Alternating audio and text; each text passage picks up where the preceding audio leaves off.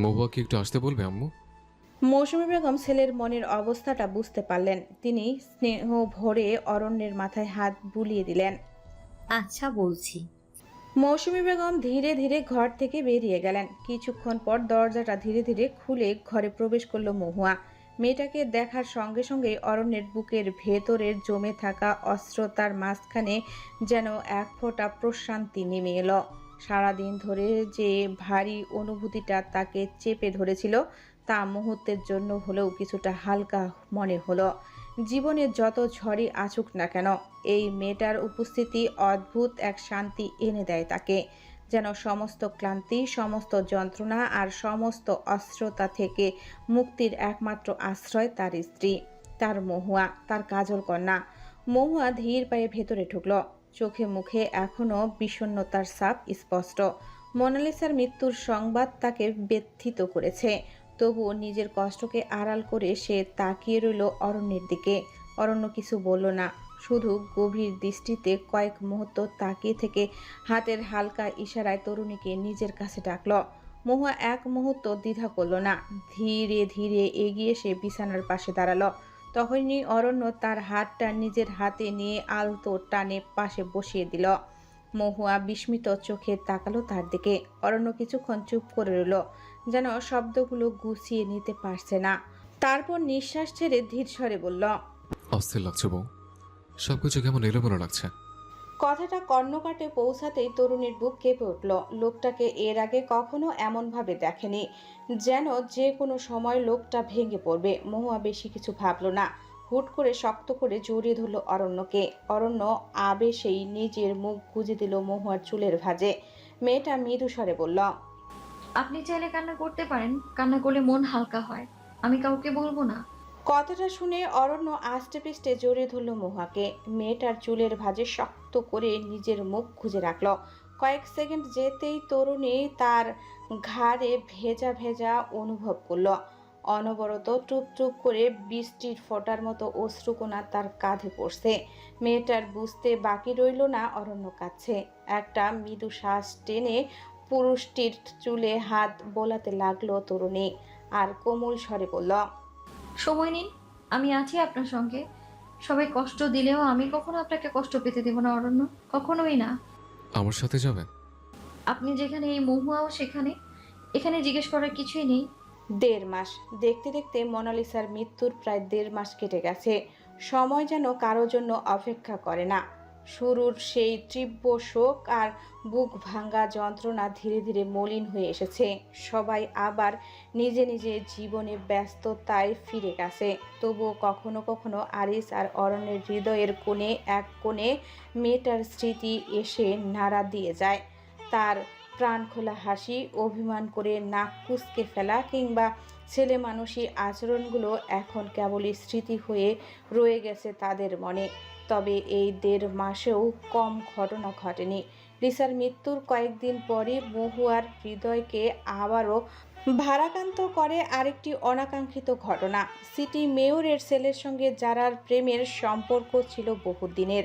প্রেমে অন্ধ হয়ে মেয়েটা নিজের ভালো মন্দের বিচার করার ক্ষমতাও হারিয়ে ফেলেছিল। জড়িয়ে পড়ে এক হারাম সম্পর্কে, আর সেই সম্পর্কের ফলস্বরূপ সে অন্তঃসত্ত্বা হয়ে পড়ে। যারা যখন বিষয়টি ছেলেটিকে জানায়, তখন ছেলেটা মুহূর্তের মধ্যেই সব দায় অস্বীকার করে দেয়। শুধু তাই নয়, নিজের ক্ষমতার প্রভাব খাটিয়ে যারা ও রাশেদা বেগমকে নানান ধরনের ভয় ভীতি দেখাতে থাকে। অপমান, প্রতারণা আর মানসিক চাপ সহ্য করতে না পেরে একসময় যারা আত্মহত্যার চেষ্টা করে।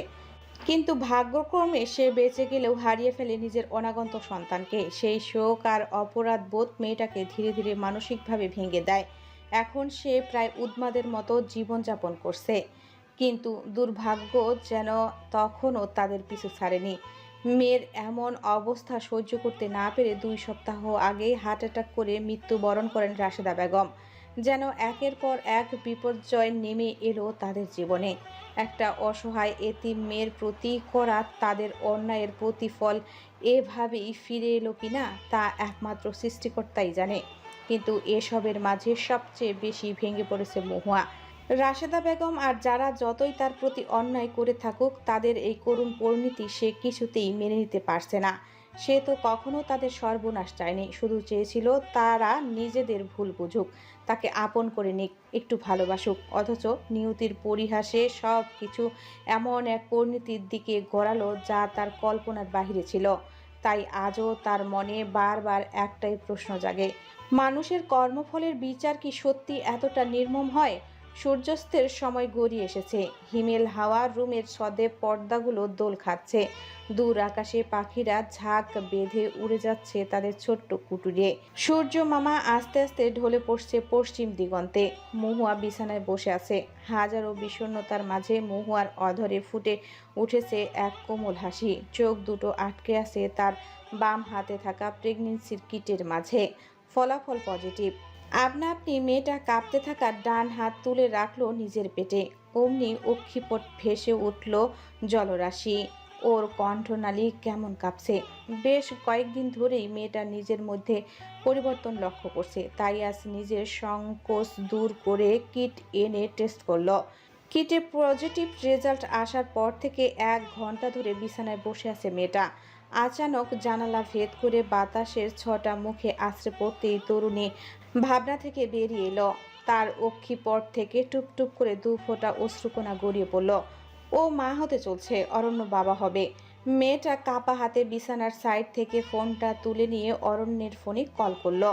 কয়েকবার রিং হওয়ার পর অপর পাশ থেকে অরণ্য কল রিসিভ করলো। অরণ্য কিছু কথার পূর্বেই মহুয়া এ পাশ থেকে বলে উঠল। কোথায় আপনি?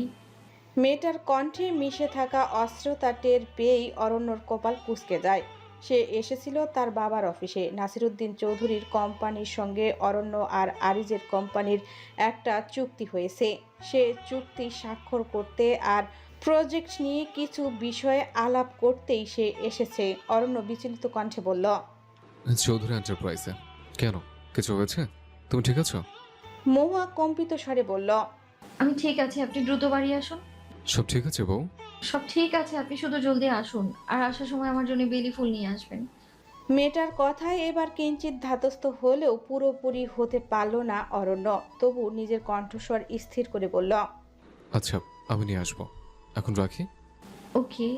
মহুয়ার ফোন পাওয়ার পর অরণ্য আর এক মুহূর্ত দেরি করেনি। জরুরি কাজগুলো দ্রুত গুছিয়ে নিয়ে সোজা বাড়ির উদ্দেশ্যে রওনা হয়েছিল। পথে আসার সময় মহুয়ার আবদারও ভুলেনি সে। মেয়েটার পছন্দের একগুচ্ছ বেলি ফুল কিনে নিয়েছে সঙ্গে। বাড়িতে প্রবেশ করতেই তার নজর এলো লিভিং রুম সম্পূর্ণ ফাঁকা। চারপাশে এক ধরনের শান্ত নীরব আবহ বিরাজ করছে। অবশ্য এতে অবাক হওয়ার কিছু নেই। তখন মাগরিবের সময়, নিশ্চয়ই বাড়ির সবাই নামাজ আদায়ে ব্যস্ত। হাতে বেলি ফুলের তোড়া নিয়ে অরণ্য দ্রুত পায়ে সিঁড়ি বেয়ে দোতলায় উঠে গেল। নিজের বেডরুমের দরজা ঠেলে ভেতরে প্রবেশ করতেই তার গতি থেমে গেল। ঘরের এক কোণে জায়নামাজ পেতে মহুয়া মগ্ন হয়ে নামাজ আদায় করছে। সাদা অন্যায় আবৃত মেয়েটার শান্ত মুখখানি, নির্দিষ্ট ভঙ্গি আর শ্রেষ্ঠার প্রতি একাগ্র সম্পূর্ণ দেখে মুহূর্তের জন্য অরণ্যকে স্থির করে দিল। সে আর সামনে এগুলো না। দরজার কাছে নীরবে দাঁড়িয়ে রইল। হাতে ধরা বেলি ফুলের সুবাস ধীরে ধীরে চারপাশে ছড়িয়ে পড়ছে। আর তার দৃষ্টি নিবদ্ধ হয়ে আছে নামাজরত তরুণীর ওপর। কোনো শব্দ করে তার ইবাদতে ব্যাঘাত ঘটাতে চায় না অরণ্য। মহুয়া ধীরস্থির ভঙ্গিতে নামাজ সমাপ্ত করল।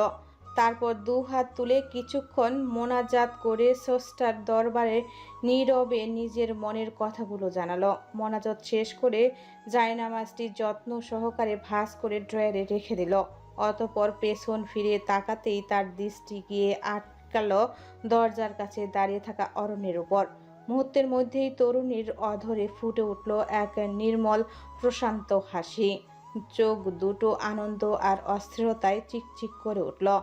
আর মুখমণ্ডলে ছড়িয়ে আছে এক অনিবার্জনীয় দীপ্ত। অরণ্য নীরবে তাকিয়ে রইল তার দিকে। হাতে ধরা বেলি ফুলের শুভ্র গুচ্ছ আর সামনের মানুষটার হাসি মাখা মুখ, দুটো মিলিয়ে তার অন্তরে এক প্রশান্তির সঞ্চার হলো। দিনের সমস্ত ক্লান্তি যেন নিমিষেই কোথাও বিলীন হয়ে গেল। মহুয়া 1 পা 2 পা করে তার দিকে এগিয়ে এলো। অধরের হাসিটুকু তখনও অমলিন। বলল, এসেছেন? কোনো কথা বলল না অরণ্য, শুধু মাথা নাড়ল আর হাত বাড়িয়ে বেলি ফুলের গুচ্ছ মহুয়ার সামনে ধরল। নিজের পছন্দের ফুল দেখে মেয়েটার মুখের দীপ্তি আরো কয়েক গুণ বেড়ে গেল। অধরে লেগে থাকা হাসির ঝলক আরো প্রগাঢ় হয়ে উঠল। মহুয়া অরণ্যের হাত থেকে ফুলগুচ্ছ নিয়ে তার সুবাস গ্রহণ করল, মিহিসরে আবদার করল। পরিয়ে দিন প্লিজ। অরণ্যের অধরে ক্ষীণ হাসির রেখা পরিলক্ষিত হলো। সে মহুয়ার হাত থেকে ফুলগুচ্ছ নিয়ে আস্তে আস্তে ওর চুলের খোঁপায় পরিয়ে দিল।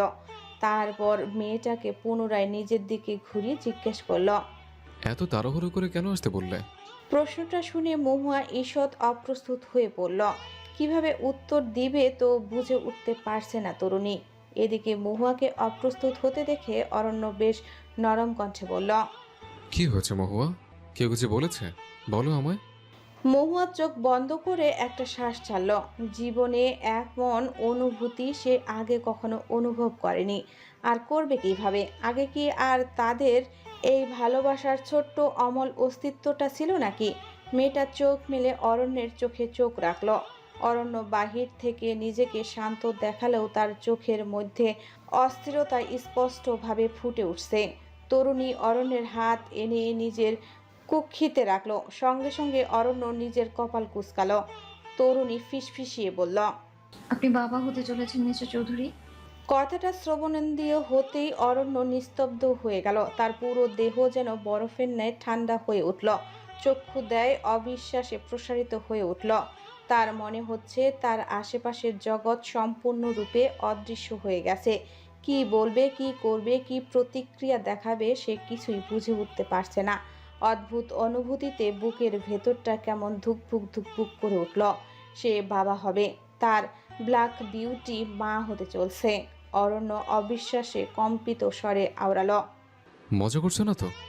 একদম না। অরণ্য কয়েক সেকেন্ড স্থির হয়ে দাঁড়িয়ে রইল। অতপর আনন্দে আত্মভরা হয়ে উদ্বেলিত কণ্ঠে বলতে লাগলো। আমি বাবা হব? সত্যি বাবা হব? এত খুশি কোথায় রাখি বউ? আমরা মা বাবা হব? সিরিয়াসলি? এই বলে অরণ্য মহুয়াকে নিজের কোলে তুলে নিল আর ঘুরতে শুরু করলো। অরণ্যকে এই প্রথম মহুয়া এত খুশি হতে দেখল। লোকটার মুখে এমন প্রশান্তির হাসি দেখে মেয়েটা যেন এক পলকেই নিজের সব কষ্টগুলো ভুলে গেল। নিজের মাথা রাখলো অরণ্যের বুকে। অরণ্য আস্তে আস্তে ঘোরা থামিয়ে মহুয়াকে সঙ্গে নিয়ে বসলো বিছানায়। মেয়েটার মুখে অসংখ্য চুমু দিল। আজ যেন তার সব চাওয়া পাওয়াগুলো পূর্ণ হয়ে গেল। অরণ্য আহ্লাদি স্বরে বলল। তুমি বেডে বসে থাকো, আমি সবাইকে খবরটা দিয়ে আসি। আর আমি না আসা পর্যন্ত একদম বেড থেকে নামবেন না।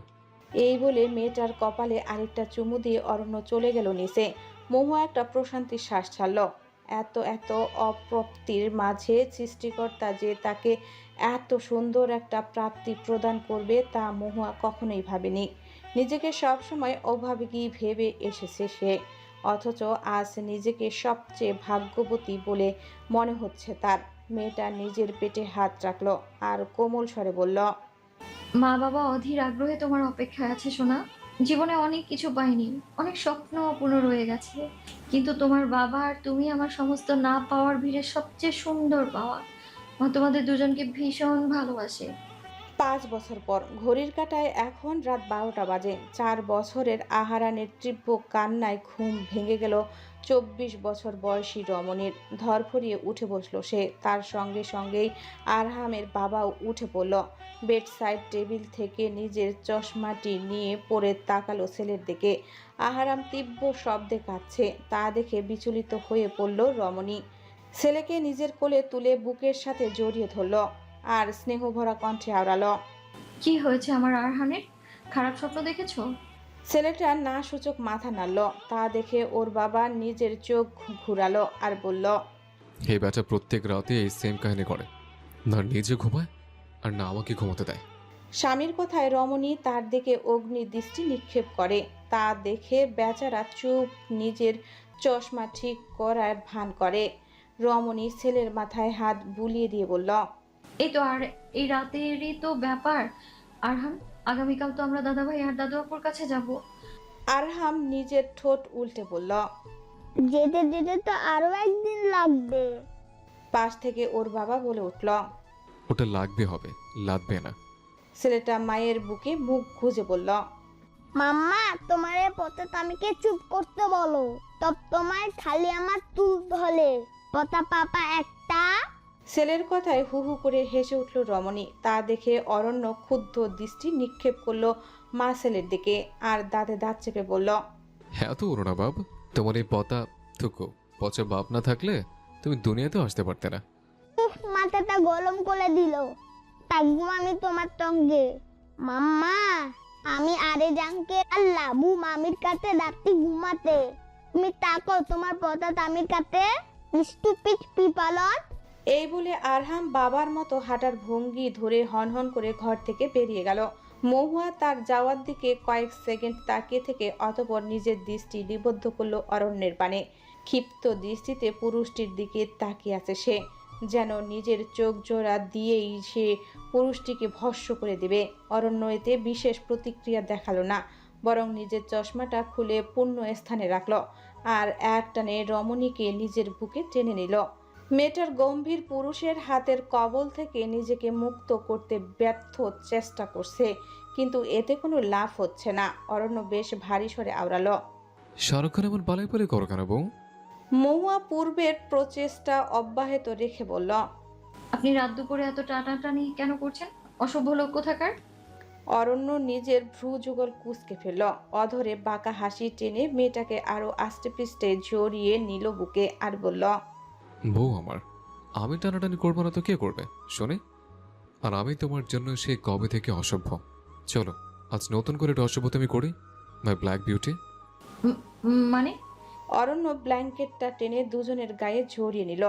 মহুয়ার ঘাড়ে নিজের মুখে ডুবিয়ে দিতেই রমণী মৃদু কম্পনে কেঁপে উঠল।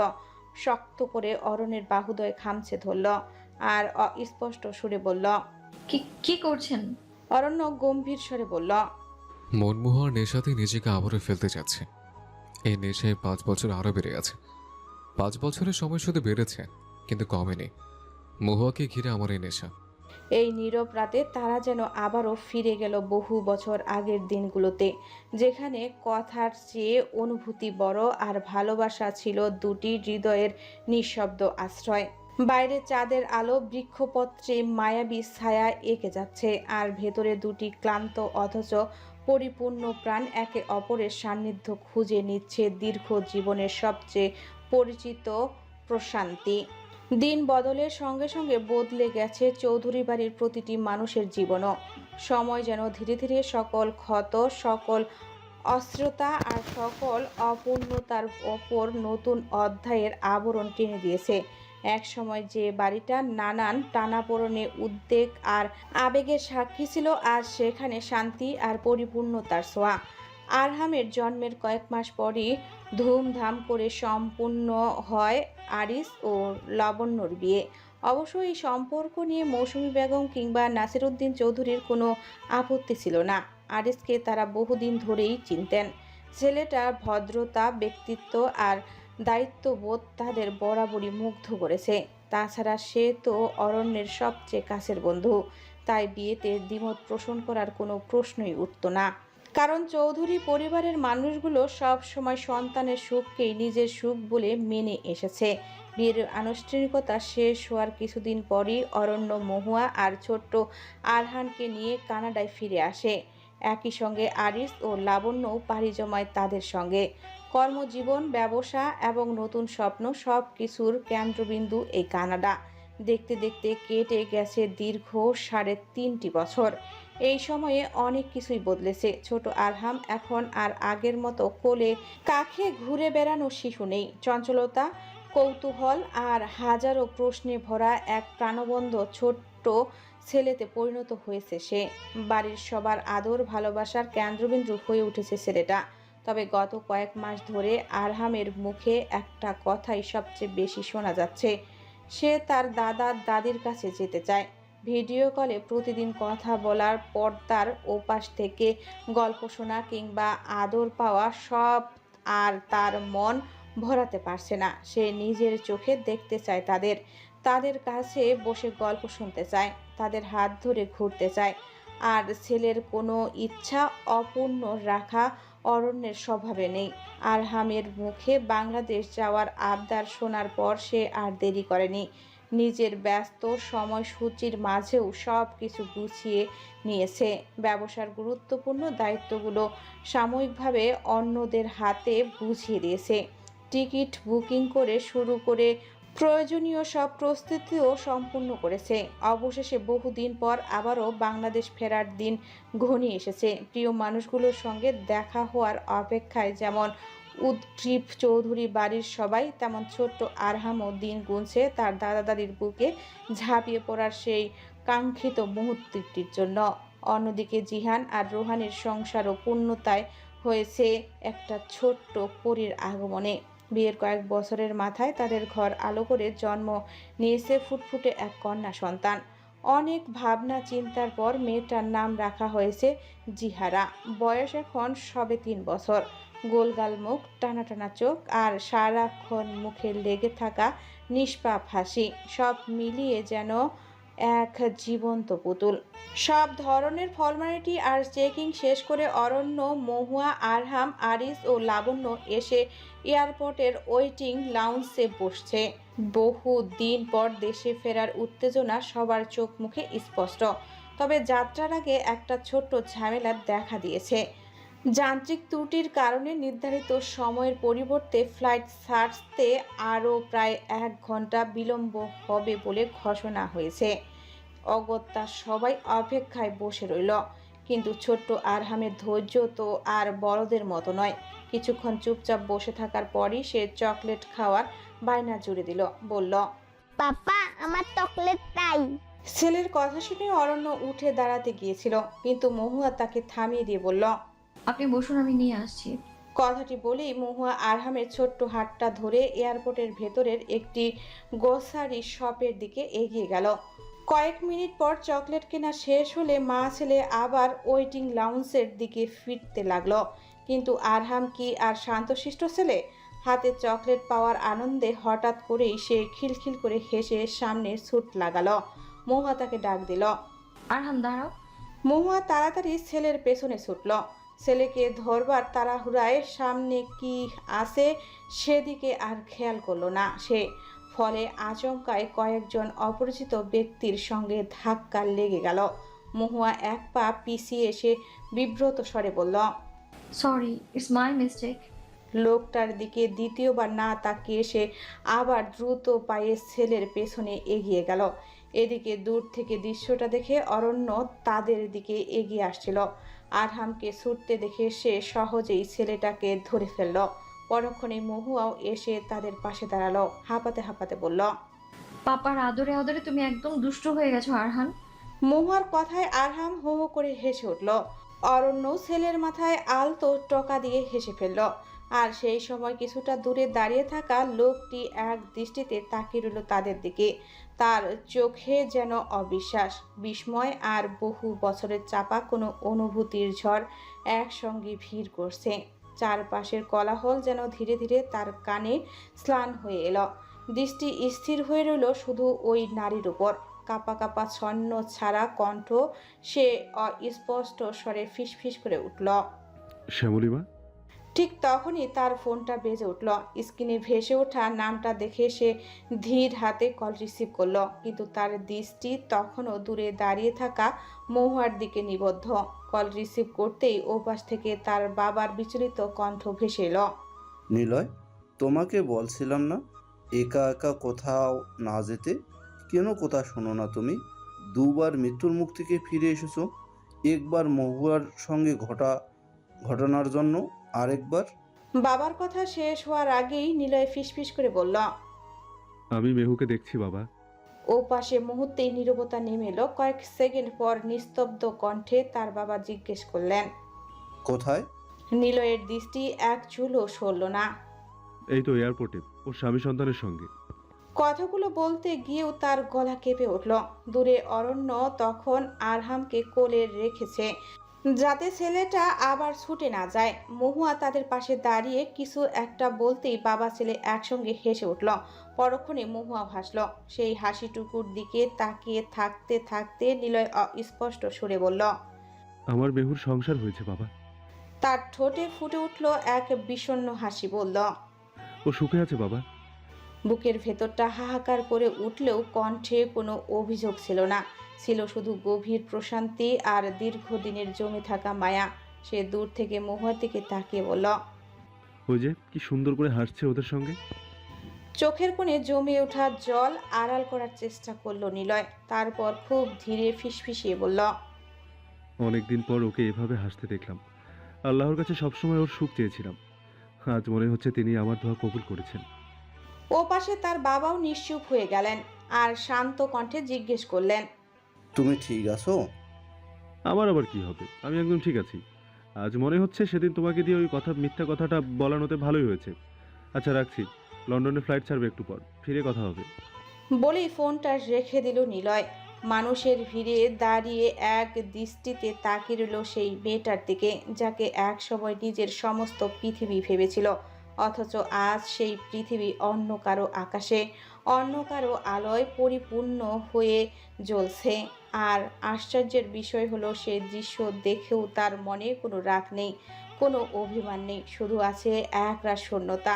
একটা মলিন হাসি দিয়ে বলল, আমি তোমায় বলেছিলাম না শ্যামলিমা, একদিন তোমার একটা সুখের সংসার হবে। দেখো, আমার কথা সত্যি হয়ে গেল। ছেলেটা থামলো, দু ফোঁটা অশ্রু চোখ বেয়ে গড়িয়ে পড়ল, যা সে চায়নি পড়ুক।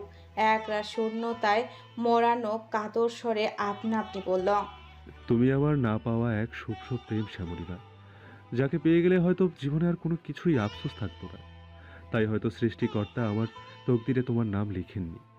ভালো থাকো তুমি, খুব খুব খুব সুখী হও তুমি, আমার না হওয়া শ্যামলিমা। তোমার নিলয় ভাই দূর থেকে সবসময় তোমার জন্য দোয়া করবেন। এই বলে নিজের চোখ মুছে নিলয় ঘুরে দাঁড়ালো, অগ্রসর হলো নিজের গন্তব্যের দিকে। আর যেতে কিঞ্চিত শব্দ তুলে খালি গলায় গাইতে লাগলো।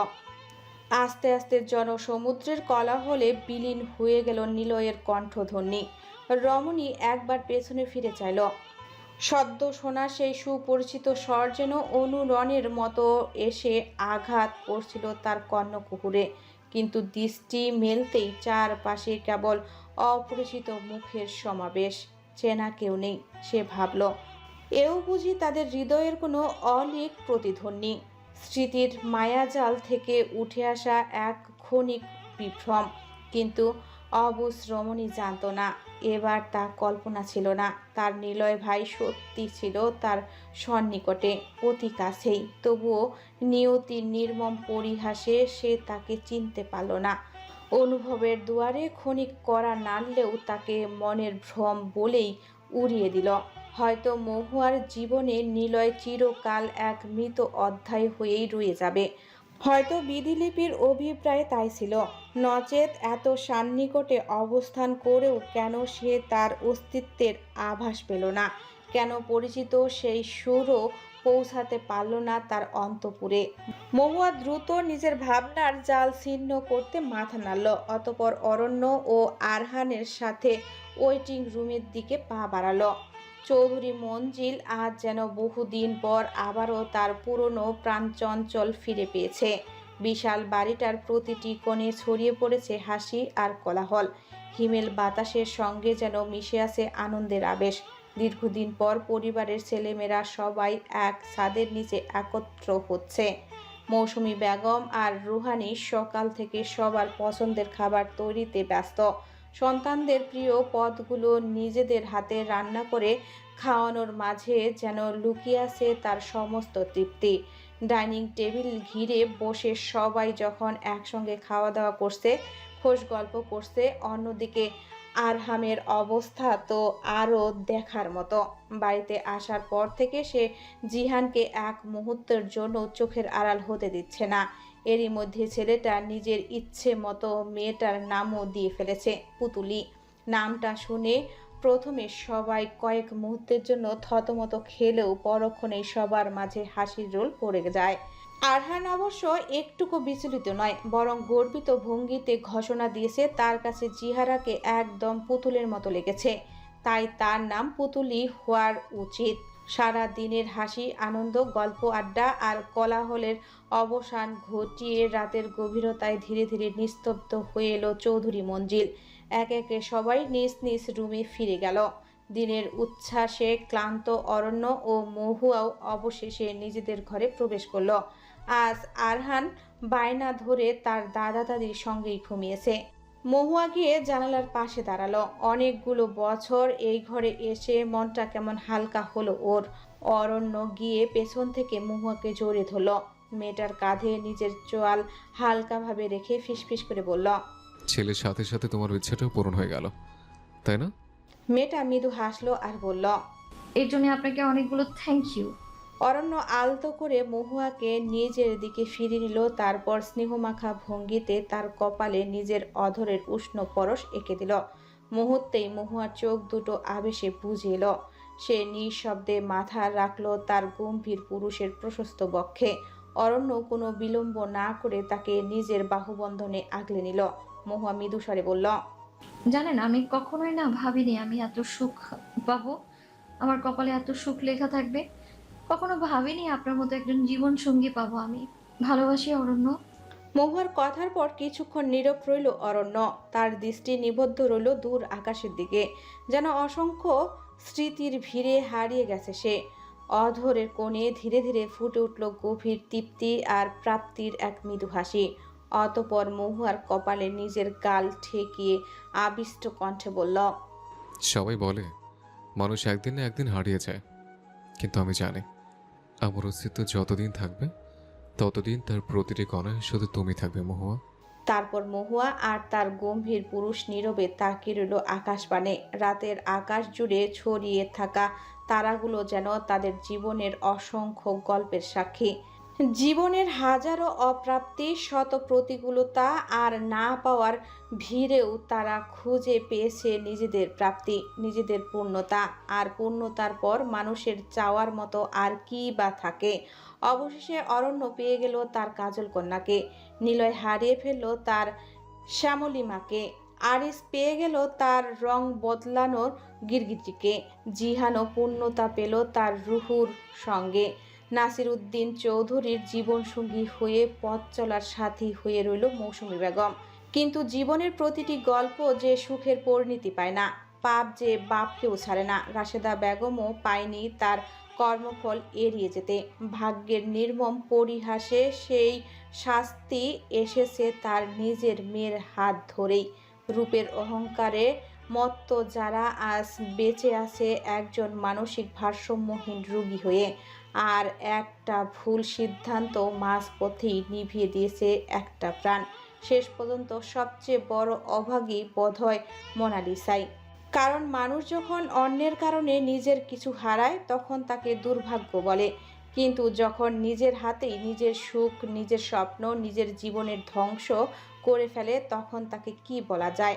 মোনালিসাও নিজের ভুলের কাছে পরাজিত হয়ে নিজের হাতেই নষ্ট করেছে নিজের সমস্ত সুখ, সমস্ত সম্ভাবনা। আর সেই হারানো মাসুল দিতে গিয়ে শেষ পর্যন্ত হারিয়ে ফেলেছে নিজের জীবনটাও। জীবনের গল্পগুলো বোধহয় এমনই, কেউ পায় কেউ হারায়, কেউ ভালোবাসার ঠিকানা খুঁজে পায়, আবার কেউ নিজের তৈরি অন্ধকারের পথ হারিয়ে ফেলে। তবুও সময় কারো জন্য থেমে থাকে না।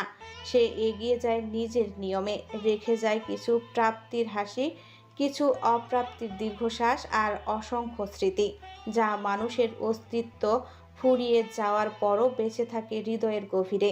সমাপ্ত। আমাদের গল্পটি আপনাদের কেমন লেগেছে অবশ্যই কমেন্ট করে জানাবেন। জয় ভাইয়া নয়নিকা আপুর গল্প শুনতে চাইলে আমাদের চ্যানেলটি সাবস্ক্রাইব করে আমাদের পাশে থাকুন। দেখা হচ্ছে নতুন কোনো গল্পে। ততদিন ভালো থাকবেন, সুস্থ থাকবেন। আল্লাহ হাফেজ।